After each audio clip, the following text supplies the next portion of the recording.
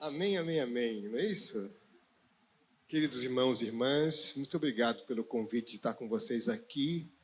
Estou vendo gente mais conhecida lá no fundo. É uma grande alegria para mim poder participar com vocês desse culto de ação de graças. De fato, lá ali no espaço do seminário, a gente sonhou junto na época com alunos e com Isaac como professor sobre a possibilidade da igreja urbana, e ver a igreja crescendo e se expandindo é uma grande alegria. Eu tenho uma segunda alegria, porque eu cresci a vida inteira sendo batista. Então, hoje eu cantei os hinos de cor, porque o lado lá no fundo batista continua muito firme aqui. Por circunstâncias ministeriais, quando a gente voltou para o Brasil, a gente foi trabalhar com uma comunidade japonesa para ajudá-los nessa abertura cultural para a realidade brasileira. A ideia era ficar 6 meses nesse projeto. Está durando 32 anos. Eu não fiz o trabalho direito ainda, né? Tem que terminar esse trabalho, né? Mas as orações do meu pai, que foi pastor batista por 50 anos, foram mais fortes do que a minha influência, e o meu filho mais velho é pastor batista. Então, recuperou a tradição que eu me desviei um pouco. Mas é uma grande alegria estar com vocês nesse culto de ação de graças. De fato, ser agradecido não é uma coisa que brota naturalmente da gente. A gente precisa ser educado na gratidão. E a gratidão é o caminho mais rápido para o coração.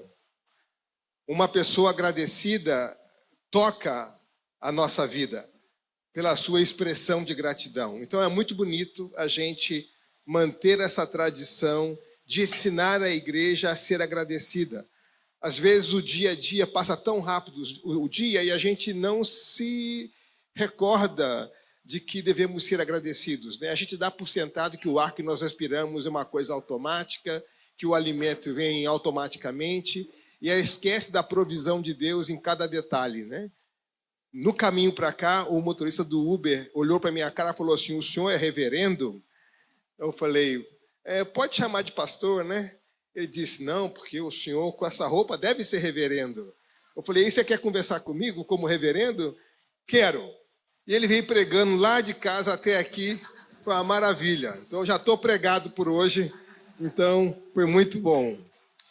Nesse dia de ação de graças, eu quero chamar a atenção para uma dimensão importante com a qual nós nos aproximamos do Senhor para agradecer.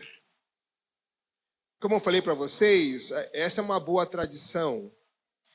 Mas como boa tradição, não pode virar um tradicionalismo. Deixa eu fazer a distinção.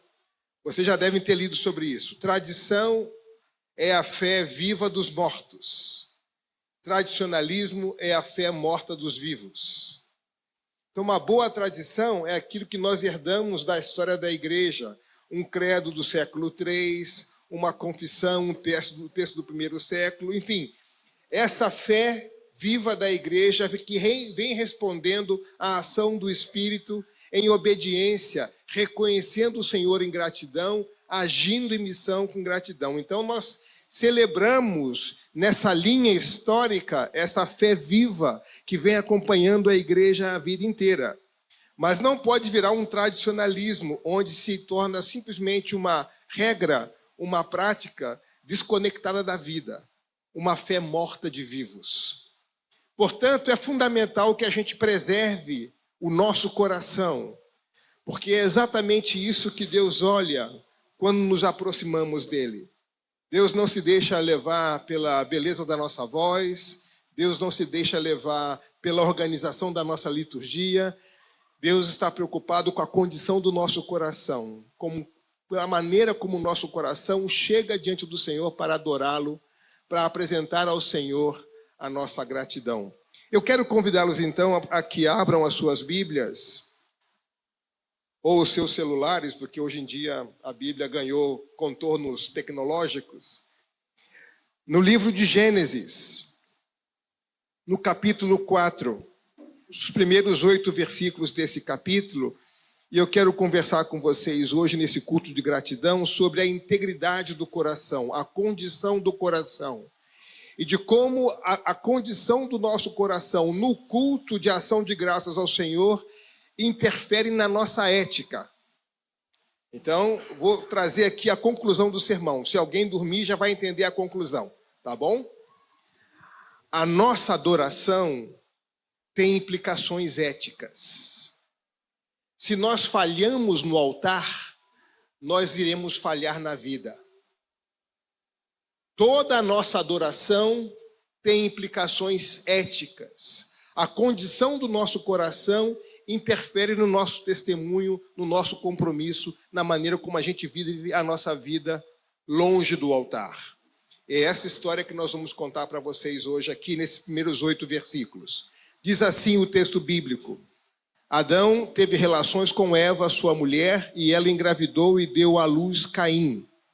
Disse ela: com o auxílio do Senhor, tive um filho homem. Voltou a dar à luz, desta vez a Abel, irmão dele. Abel tornou-se pastor de ovelhas e Caim agricultor. Passado algum tempo, Caim trouxe do fruto da terra uma oferta ao Senhor. Abel, por sua vez, trouxe as partes gordas das primeiras crias do seu rebanho. O Senhor aceitou com agrado Abel e sua oferta, mas não aceitou Caim e sua oferta. Por isso Caim se enfureceu e o seu rosto se transtornou. O Senhor disse a Caim: por que você está furioso? Por que se transtornou o seu rosto? Se você fizer o bem, não será aceito?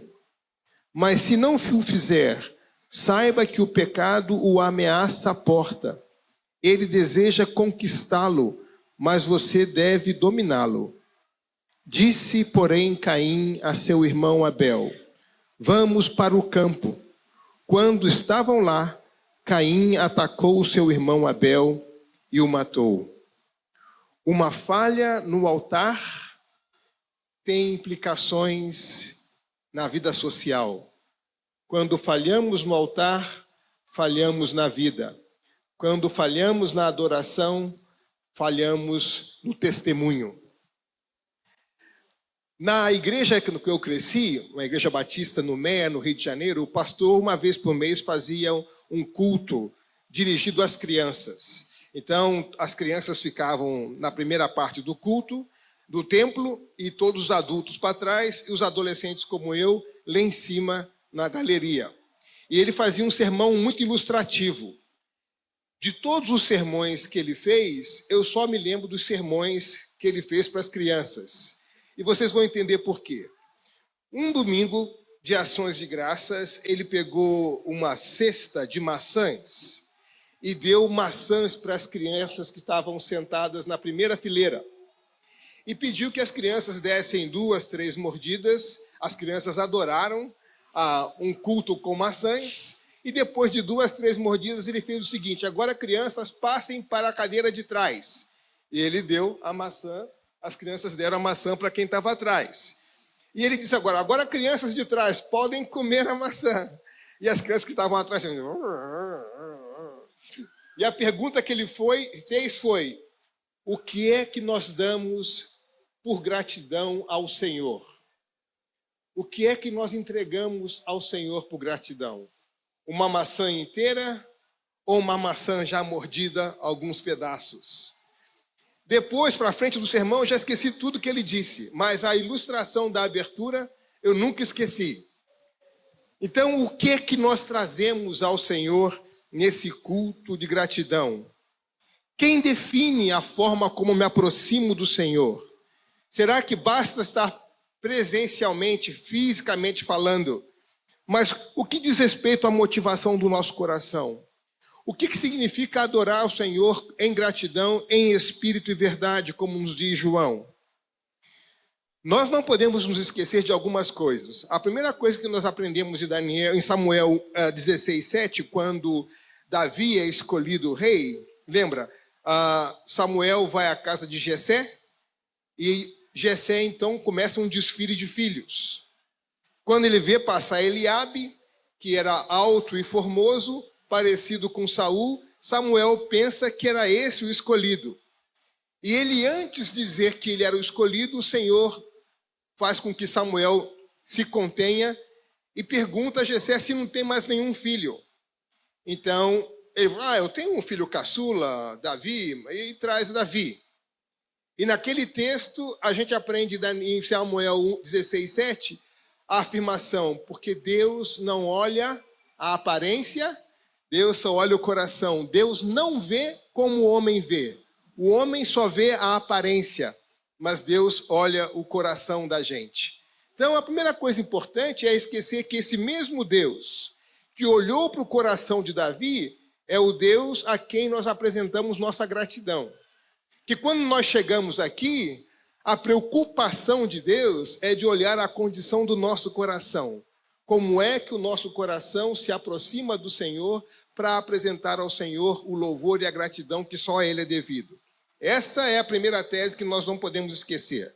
A segunda tese que nós não podemos esquecer é que uma vida de adoração inconsistente tem implicações na forma como nós vivemos. Assim como também a forma como nós vivemos revela que tipo de conceito e concepção e que tipo de relação nós temos com Deus. Então, a nossa ética vai ser um reflexo da nossa adoração. Eu tive uma mãe muito brava. A minha mãe era aquela pessoa que sem palavras, igual o Salmo, sem palavras comunicava. Ela batia o olho e comunicava. Os meus alunos já ouviram essa história, eu vou contar para vocês essa história aqui. Papai fazia visita na casa dos irmãos da igreja todo domingo à tarde. Então, nós íamos domingo de manhã para a igreja, mamãe levava uma marmita, não sei se já existe essa marmita, mas era uma marmita que era uma sucessão de panelinhas redondas, que ficavam uma em cima da outra. E ela levava lá macarronada com salsicha e purê e tal. E ela dizia o seguinte, coma o suficiente, porque na casa dos irmãos, durante a visita, você só pode comer o que colocar na mesa uma vez só, não pode repetir. E essa era a regra, e se você não obedecia a regra da minha mãe, você viu o inimigo se manifestar. Então era melhor obedecer. Então, às vezes, a gente ia na casa de um irmão e a coisa que colocava na mesa não era tão gostosa assim. Então, a regra da minha mãe funcionava muito bem. Mas teve um dia que nós fomos na casa de uma irmã, lá no bairro de Santa Eugênia, perto de Nova Iguaçu, e ela colocou um prato redondo. Na parte de baixo tinha uma coisa amarela que eu não sabia o que era. Nunca havia comido. Em cima eu sabia que era goiabada. Então era tipo uma flor de margarida que ela fez no prato assim, redonda, com aquela coisa amarela por baixo, que eu não sabia o que era, e a goiabada que eu sabia. Então ela colocou na mesa e falou para mim e para minha irmã, crianças, é para vocês, comam. A regra é não repetir, certo? Então, eu peguei aquele negócio, depois eu aprendi que era queijo o prato, que eu não conhecia. Quando eu coloquei na boca, aquele gosto de queijo com goiabada, um queijo que eu não conhecia, eu vi o céu aberto e os anjos descendo na escada de Jacó, subindo, descendo. Foi o meu dia que eu tive o batismo pentecostal. E eu entrei numa agonia profunda, porque eu sabia que eu não podia repetir. Mas era gostoso demais. E o prato estava cheio. E eu então pensei, como eu faço para demorar um pouco mais? Porque eu não quero que acabe logo isso. Então eu tive a ideia, vou chupar ao invés de morder. Então eu fiquei chupando bem devagarzinho para durar muito. E a irmã viu a minha agonia, como um anjo de Deus veio ao meu auxílio, disse, meu filho, pode comer, é para você todo esse prato aqui. E eu olhei para minha mãe e a minha mãe disse, pode comer. Com aquele olho do tipo, não se atreva. A minha irmã, que era muito esperta, falou assim, sem olhar para minha mãe, pode comer? E saiu comendo 1, 2, 3, e eu na agonia dizendo, ela vai comer tudo. Eu não vou comer, ela vai apanhar. Mas eu não vou comer. Não, hoje eu vou apanhar com gosto. Falei, vou comer. Bom, mamãe não bateu na gente. O que eu quero dizer é que eu sabia muito bem como é que eu devia me comportar na presença da minha mãe e na ausência dela. Ela, com os olhos, comunicava para mim se estava tudo bem ou se estava alguma coisa errada. Muitas vezes nós esquecemos que não é diante das nossas mães e nossos pais, mas é diante de Deus que nós estamos. E aí a gente ousa fazer, dizer, pensar coisas na presença de Deus que não é devido.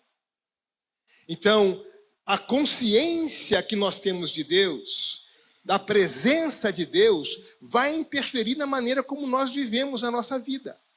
Se nós tivermos a consciência de que nós estamos e onde nós estamos, Deus está. Então, eu posso estar longe da igreja, eu posso estar sozinho, mas a pergunta é, diante de Deus, é adequado dizer o que eu estou prestes a dizer? É adequado fazer o que eu estou desejoso de fazer? É certo olhar da maneira como eu estou olhando? É certo me comportar dessa forma ou não? E a gente vai então tendo um coração reverente, sabendo que nós estamos diante de Deus todo o tempo. E essa percepção da presença de Deus interfere na maneira como eu o adoro, interfere na maneira como eu vivo a minha vida, seja no meio dos irmãos, seja no meu lar, seja onde eu estiver. A minha adoração interfere na minha ética. A minha adoração interfere na maneira como eu vivo a minha vida. Então, quando eu falho no altar de Deus, como Caim, eu falho no campo. Uma falha teológica nos conduz a uma falha ética. Uma falha ética. O texto no capítulo 3 de Gênesis, anterior ao que nós lemos, retrata a história da queda, a introdução do pecado no mundo. No capítulo 4, nós vemos o pecado se manifestando no contexto da família. O primeiro assassinato. Então, agora já fora do Éden, numa outra situação, nós vemos como é que o pecado se manifesta, e o pecado sempre produz morte, não é isso? O salário do pecado é a morte. E aqui nós vemos, no primeiro relato da família fora do Éden, a consequência do pecado. Deus permite a vida, apesar da queda, fora do Éden. Essa vida é uma vida de fé. Olha o versículo 1. Com o auxílio do Senhor, tive um filho homem.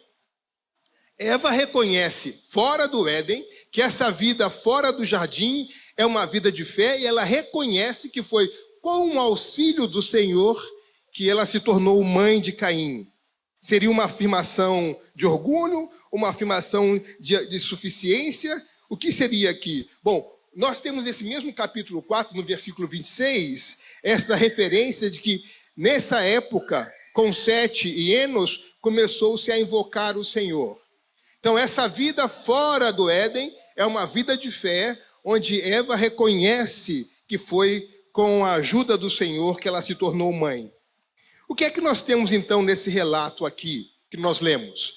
Nós podemos afirmar que tanto Caim e Abel sabiam a que Deus adorar. Ambos prestaram culto, agradecimento ao mesmo Senhor, ao mesmo Deus. Ambos sabiam que devia adorá-lo. Ambos nutriam o desejo de ser aceito. Contudo, apesar de saber o que esperavam e o que queriam realizar em termos da reação de Deus, a reação de Deus revelou algo mais profundo. Caim e Abel, diante de Deus, teve algo mais profundo revelado. A condição do coração foi revelada nessa situação. Então nós temos a reação do Senhor. Diz o texto que o Senhor aceitou com agrado Abel e a sua oferta, e o Senhor recusou, não aceitou com agrado a Caim e a sua oferta.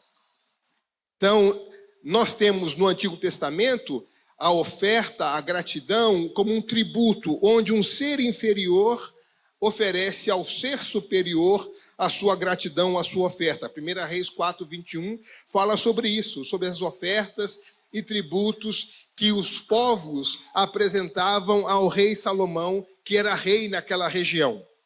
Então, o que teria visto o Senhor no coração de Abel e no coração de Caim para aceitar e recusar a oferta de um e aceitar a oferta de outro? Nós já sabemos que Deus não vê como o homem vê, Deus vê o coração. Deus olha o coração e Deus não se limita à aparência. E é muito importante, nós não esquecermos disso. Cada vez que nos reunimos para prestar culto a Deus, apresentar ao Senhor a nossa oferta de gratidão, é o coração o lugar para o qual Deus olha. Então, essa postura humana na adoração tem implicações para além do altar. Então, quando nós nos reunimos para adorar a Deus, é necessário prestar atenção no coração. Eu tive um professor, lá na escola onde eu estudei, ele é um professor australiano, e ele cresceu numa igreja Assembleia de Deus em Sydney. E ele dizia o seguinte, Rick Watts, ele, na igreja dele, aquela experiência de Assembleia de Deus, daquela do fogo, fogo, fogo, fogo, que você bota o ovo cru na boca, sai cozido, aquele fogo puro. Ele dizia que teve uma época em que o pastor era conduzido por Deus a revelar a situação de pecado dos membros da igreja. Quando o membro da igreja entrava no culto, o pastor do púlpito dizia, essa semana você deve pedir perdão a Deus por isso, isso e aquilo outro. Isso causou um temor muito grande. Então o que acontecia na igreja dele? O pessoal, antes de entrar no culto, se ajoelhava na rua. Entrando no templo, né? Se ajoelhava na rua para pedir perdão a Deus e já entrar com o pecado confessado. Isso chamou a atenção dos repórteres do noticiário em Sydney. O que está acontecendo com essa igreja? Que o pessoal, antes de entrar no templo, já se ajoelha na rua para pedir perdão a Deus pelos pecados que havia cometido. Chamando a atenção para esse cuidado do coração quando nós nos reunimos em adoração ao Senhor. Não é? Então, nós não entramos no templo de maneira automática, como quem entra num estacionamento, como quem entra num shopping center, como quem entra numa departição pública. Entramos no templo para adorar o Senhor, sabendo que o Senhor está olhando no nosso coração, sabendo de que forma nós chegamos. Então, é muito bom ter o tempo de confissão na nossa liturgia, para preparar o nosso coração, para recuperar o senso diante de quem nós estamos e as implicações que essa adoração nos leva a ter na vida. Então, sabemos que Deus não vê como o homem vê. Então, que relação existe entre a nossa vida de adoração e as outras dimensões da nossa vida? Como é que a vida litúrgica, a vida de adoração ao Senhor, interfere na maneira como eu trato o meu funcionário, interfere na maneira como eu dirijo no trânsito difícil, interfere em como eu trato as pessoas na rua, interfere em como eu trato o negócio que eu faço, o trabalho, os estudos que eu tenho, de que maneira essa experiência da adoração interfere no meu dia a dia, como eu nutro o meu dia a dia com essa experiência de adoração ao Senhor. Quando nós nos reunimos para agradecer ao Senhor, para adorar ao Senhor, o que é que nós trazemos? Trazemos todo o nosso ser ou trazemos a nossa presença, a nossa atenção, mas não trazemos ao Senhor o coração na condição em que deveria estar? Nossa vida é uma oferta ao Senhor, deveria ser uma oferta ao Senhor. Vamos uma vez mais olhar para o texto e ver algumas opções possíveis de interpretação desse texto. Será que Deus não aceitou a oferta de Caim porque essa oferta não tinha sangue? Não era de um animal, era de um vegetal? Então, já no passado se pensou muito sobre isso. Mas a ideia de sangue e sacrifício com sangue vem muito depois, na experiência do templo já aqui. No Pentateuco, esse sacrifício com sangue é mais trabalhado, mais adiante. Então, a mesma palavra que descreve no texto aqui as ofertas, tributo, o propósito aqui dessa oferta é honrar ao Senhor, honrar a divindade no contexto de celebração. Não é pela ausência de sangue que a oferta de Caim foi rejeitada. Abel escolheu as primícias do seu rebanho, Mas o texto não critica diretamente Caim pela pobre qualidade da sua oferta, nem por não ser as primícias das suas colheitas. É verdade que a lei que diz que as primícias deveriam ser separadas ao Senhor, e mais tarde essas primícias eram entregues aos sacerdotes.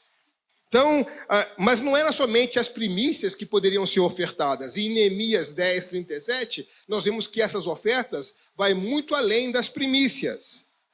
Na lei, essas primícias eram colhidas e dadas ao sacerdote.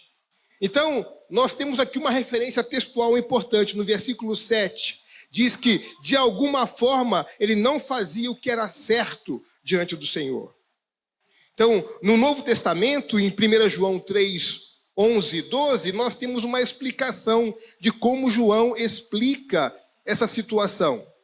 Versículos 11 e 12, capítulo 3, diz assim: esta é a mensagem que vocês ouviram desde o princípio, que nos amemos uns aos outros. Não sejamos como Caim, que pertencia ao maligno e matou o seu irmão. E por que o matou?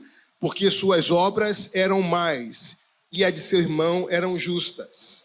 Um coração mau, fazendo obras más. Não eram justas as suas obras. Em Hebreus 11, 4, nós temos uma referência à oferta de Abel, que diz: pela fé, Abel ofereceu a Deus um sacrifício superior ao de Caim. Pela fé. Então, em nenhum dos textos que explica essa passagem menciona a ausência de sangue. Menciona essas partes gordas, menciona essas primícias, mas não necessariamente sangue. O que Caim trouxe foi uma oferta e Abel traz as primícias. Caim é esse religioso formal que vem cumprir a tabela, cumprir com o esperado. Eu vou trazer ofertas e a burocracia de trazer ofertas ao Senhor, cumprir com o que eu tinha que cumprir. Como se o Senhor estivesse olhando para as suas ofertas e não para o coração que entrega essas ofertas. Abel entrega uma oferta melhor porque essa oferta é reflexo do coração de Abel. Muito bem, o que temos mais aqui como texto? Então, o texto nos indica que o interesse maior do autor de Moisés, quando relata, é mostrar a reação de Caim à observação, à reação de Deus. A reação de Caim, que depois, no campo, leva ao assassinato do seu irmão. Essa experiência da oferta no altar revela o que passa pelo coração de Caim. Caim falhou no altar. O que diz o texto aqui? Caim primeiro falhou no altar e essa falha o conduziu a uma falha no campo, na vida. Porque a sua teologia, ele falhou também na sua ética. Falhou na teologia e na ética. Toda vez que nós nos equivocamos com Deus, com relação a Deus, nós nos equivocamos com relação a nós mesmos, nós nos equivocamos com relação à vida. Vou dar um exemplo. O apóstolo Paulo, antes, cria que servia a Deus de todo o coração, se equivocou em relação a Deus, e porque se equivocou em relação a Deus, se tornou um perseguidor da igreja, achando que matando cristãos ele estava servindo a Deus. Uma ideia errada sobre Deus nos leva a condutas erradas. Uma ideia errada sobre Deus nos leva a uma percepção errada sobre nós mesmos e sobre o próximo. Então é muito sério uma ideia equivocada com relação a Deus. A falha na adoração de Caim fez com que a raiva se tornasse a base do seu comportamento. De forma irônica, Caim tenta ocultar de Deus aquilo que Deus pode ver, que só Deus pode ver, que é a situação do coração do ser humano. Deus vem ao encontro de Caim e Deus abre um espaço para que Caim reconsidere. Deus pergunta a Caim, mas Caim, na sua decisão rebelde de se afastar de Deus, decide, mesmo diante da pergunta de Deus, de continuar na sua atitude, na sua forma de pensar. Deus pergunta a Caim, se você fizer o bem, não será aceito? Mas Caim segue na sua percepção equivocada sobre Deus. E essa pergunta exige uma resposta. Essa pergunta demanda fé. Fé para crer que Deus sempre faz o que é certo. A não resposta indica uma ausência de uma fé que agrada a Deus. A oferta de Caim reflete o coração de Caim. Então o Senhor Deus diz a Caim: o pecado o ameaça à porta, como vemos em 1 Pedro 5,8, como um leão que está ao nosso redor, à porta, pronto para nos abater. E essa desobediência de Caim nunca, como em Caim e também em nós, nunca nos deixa num lugar neutro e seguro. Cada vez que nós desobedecemos a Deus, nós nos tornamos presas fáceis para esse inimigo que está à porta, à espreita, para nos acolher. Esse inimigo deseja nos conquistar. Esse poder é o poder do pecado. No altar, então, aqui nós vemos uma situação de tensão. De um lado, o pensamento humano, do outro lado, a revelação divina. De um lado, a vontade humana, do outro lado, a vontade divina. De um lado, o orgulho humano, do outro lado, a humildade que é requerida diante de Deus. De um lado, o ódio humano, do outro lado, o amor divino. De um lado, a hostilidade humana, do outro lado, a comunhão divina. Nossa oferta revela a condição do nosso coração. Nossa atitude, nossa decisão de agradecer deve vir respaldada de um coração realmente agradecido, consciente da bondade de Deus. Nossa vida no altar revela a nossa condição do coração. Jesus Cristo é a oferta e ofertante ao mesmo tempo. Ele é o Cordeiro de Deus, essa oferta suficiente e essa oferta única, cujo sacrifício é eficaz e suficiente, cujo sacrifício nos dá pleno acesso ao Pai. Jesus é a oferta aceita por Deus. Nesse dia de ação de graças, como chegamos diante do altar de Deus? Nesse tempo de adoração, quais são as mudanças que o próprio Espírito do próprio Deus alerta ao nosso coração, traz à nossa consciência como necessidade de mudança? Que relação existe entre a nossa vida no altar e a nossa vida no campo? Quais são as implicações éticas da nossa adoração? Como é que a nossa vida fora do templo reflete a adoração que nós prestamos ao Senhor no templo?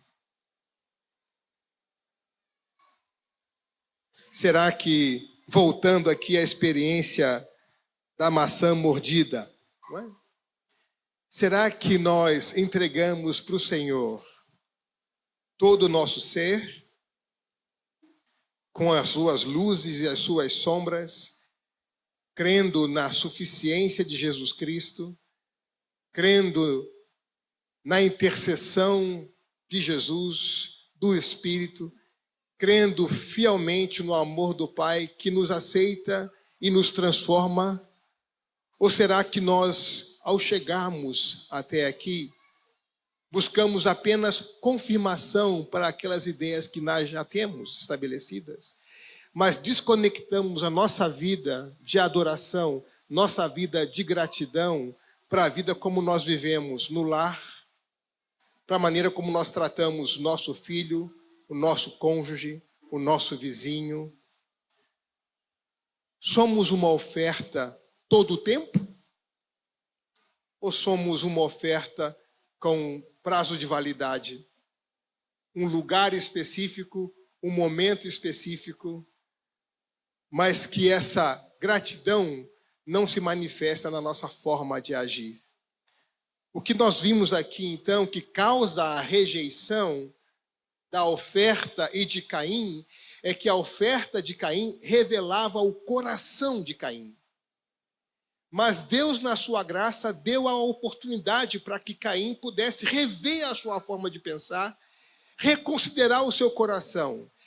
Ele decidiu continuar na mesma atitude, com o mesmo coração. A consequência foi que falhou no altar e falhou na vida. Quando nós falhamos no altar, nós falhamos na vida.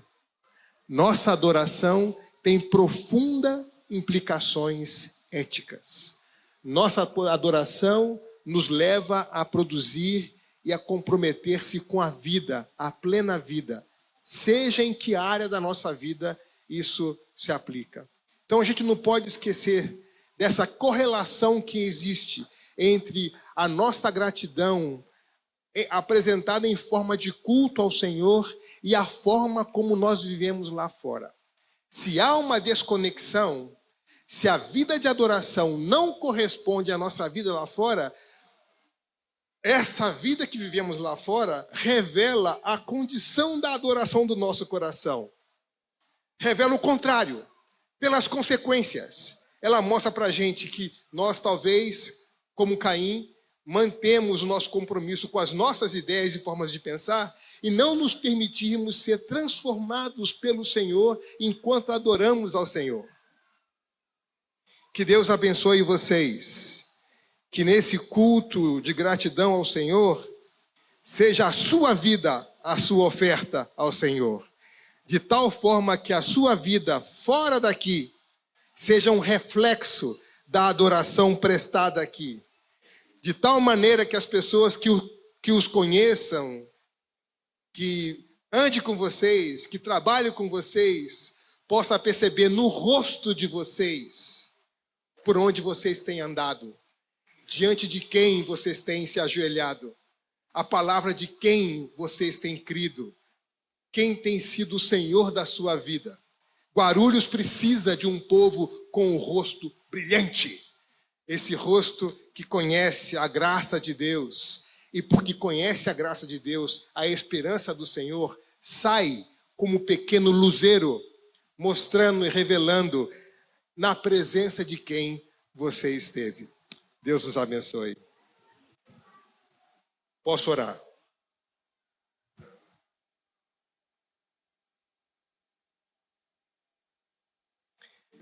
Senhor, muito obrigado pela tua graça e misericórdia.